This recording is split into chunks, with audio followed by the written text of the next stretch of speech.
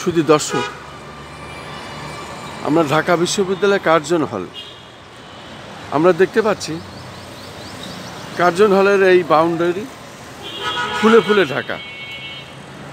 Curzon হলটি পুরা ফুলেল শোভায় শোভিত হয়েছে, সৌন্দর্য বৃদ্ধি হয়েছে।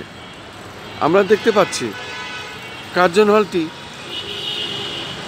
এখন এই ফাগুনের মাস,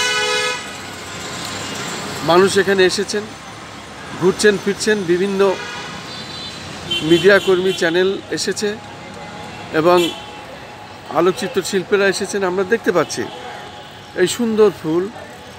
এই ফুল আসলে কে না ভালোবাসে?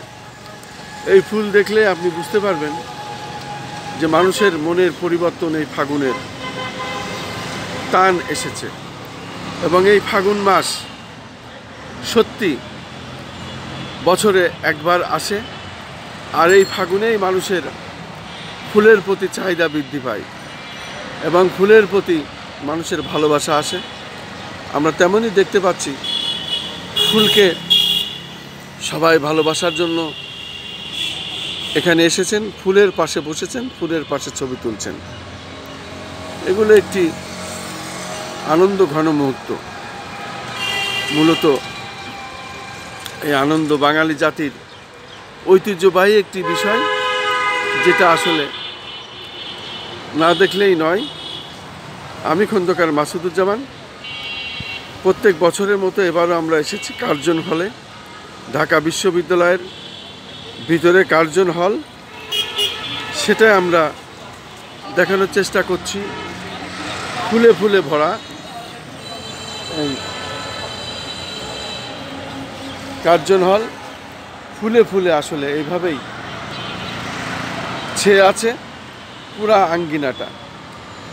গাঁদা ফুল সহ হরেক রকম ফুলের সমারোহ এখানে।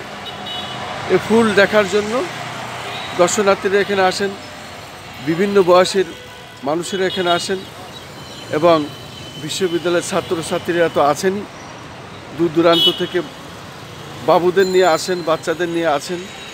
তারা এখানে আনন্দ উল্লাস করেন, এই ফুলকে ভালোবাসেন।